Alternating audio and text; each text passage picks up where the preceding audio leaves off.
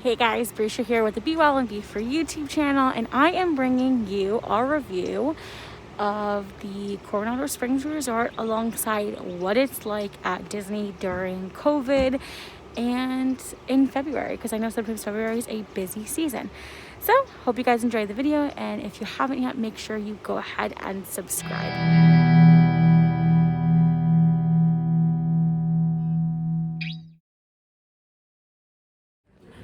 So here we are about to board the Magical Express. We're headed to our hotel. It took us forever to deboard. So it's time for fun. So we're finally really headed towards the Magical Express. We're staying at Coronado. We got put in the Ranchos building. So we'll see how that goes being in the far back.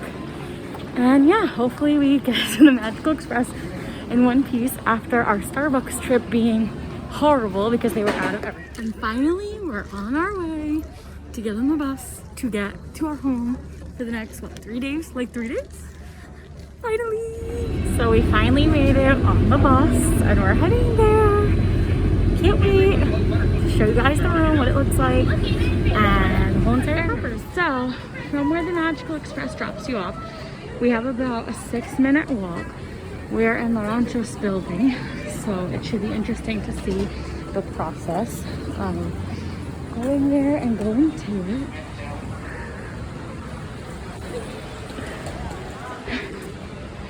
Everything is so grand here.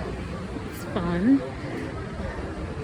Okay, so I guess because we've only ever stayed at I've stayed at All Star Sports and Pop Century, I don't know what it's like to have these fancy, here we are. We have a pool and cabanas over here.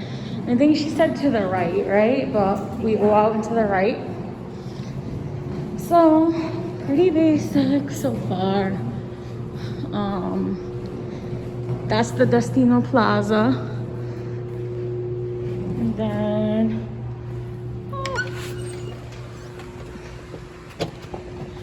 what I'll say is this property is beautiful and amazing to look at.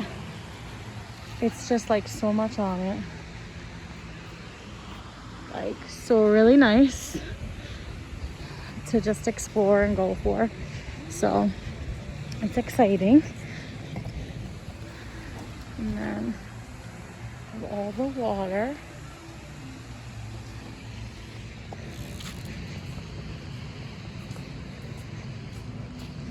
We're just gonna do our little 6-minute walk to our room. So that should be fun. All right, so we're back on our little walk. We just wanted to take it all in. So you have that little private area. And you have this. Here you go. Which I like the vibe. It's nice. Yes. So some good quality spaces. I like this, you know what? I think I might like this property because everything's spaced out. And I really appreciate space right now. But everything is super beautiful so far. So exciting. Just taking it all in.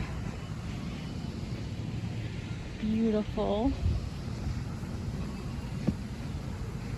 Beautiful.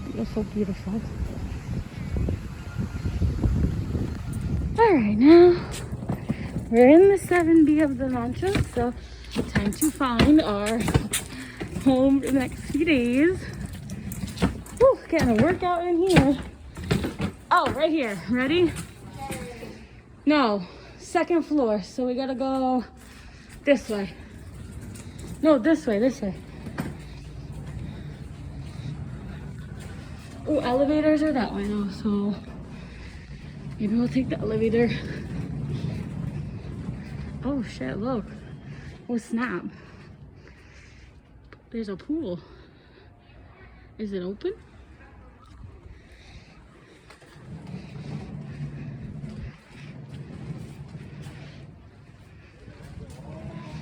That's pretty cool.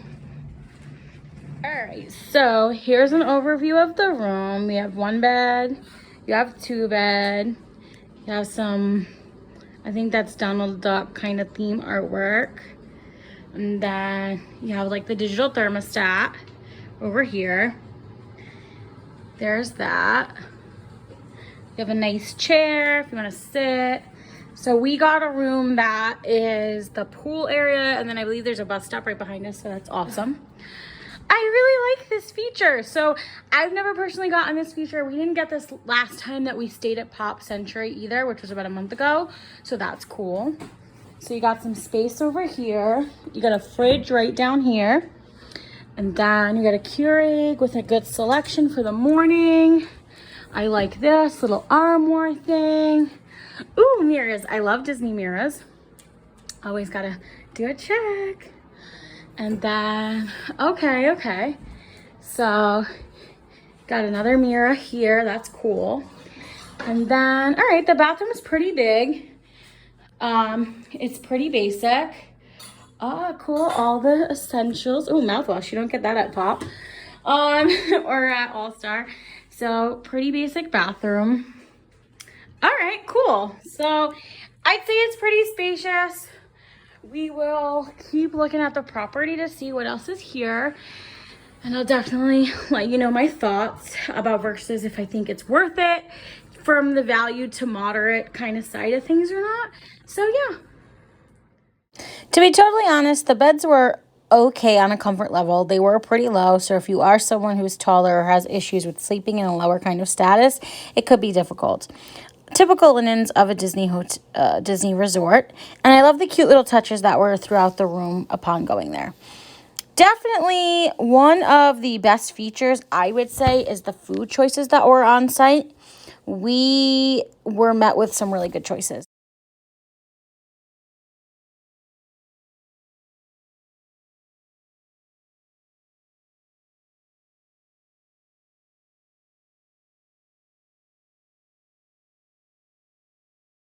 So the first place we ate was at the Three Bridges Bar and Grill at Villa del Lago. They are open from 4:30 to midnight. They have a variety of different things for dinner. I wouldn't necessarily say that it's the best option for kids, but we didn't have any with us, so, wasn't that bad to deal with. I did try the braised pork tacos the first time I went there. It's priced under $15. It's basically pork tacos with some cojita cheese and a radish and carrot slaw, and you can have your choice of their smoked paprika fries, which I chose every time, or fruit. And then the person I was with eats a little bit kind of more on a strict kind of scale, and they even custom made her just 2 chicken breasts and some potatoes on the side. They also didn't have an espresso martini on the menu, but Tanner was absolutely amazing and accommodating and made both of us one, which it was really enjoyable, and that's what we ended up having for our dessert.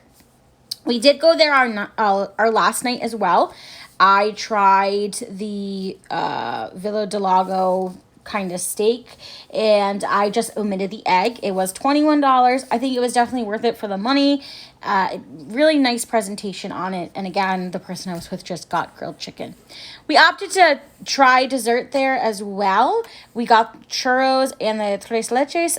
The tres leches was a little bit different than what I'm used to. I think it was kind of more made for people who, just a more basic way of making it. We did go to Rick's. They have breakfast, and the breakfast was really good. It was very good for the price. I really enjoyed it. And I did also have a drink there later on in the day. I had their lavender and honey lemonade, which was made with rum, which was really good and delicious. I like all the stuff that Disney incorporates with lavender and honey. I know there's a couple of things of that at Flower and Garden usually, and I always look for them when they're on property. Overall, I think the property was really nice. It's, really well maintained. I loved the hammocks. I loved, relaxing in them day and night. They always seem to be available. I definitely love the fact that there are quiet pools on hand. From before staying at Pop and, All Stars, you're kind of competing with the different pools. But here you have the main pool. We weren't able to get into it all just because of, I think with COVID, they're restricting how many people can go in at a time. But there was actually a quiet pool right kind of in back of our building, so that was really nice, and that was open until 11, so we did get to enjoy that. It's typical with the bus stops. You're going to be waiting a little bit, especially on bigger properties with them. They do make multiple stops. It wasn't that much of an issue at all for us. Everybody on property was actually really nice, really pleasant, very accommodating, and I didn't have much complaints from that factor either. So I definitely think overall Coronado Springs is worth it when you get a nice discount on it. I'm not sure if I would have gone if there wasn't one, to be totally honest. I liked it for what I paid for it and for the kind of the weekend trip that we were there. I think for a more extended trip next time, if I'm going to keep kind of leveling up with the resorts, I would definitely try a different one just to see how it was. Thanks so much for tuning into my video. If you haven't already, make sure you go ahead and subscribe. Make sure to stay tuned for my next video, which is going to talk about more in depth Disney during COVID. As always, guys, thanks for stopping by, and be well and be free.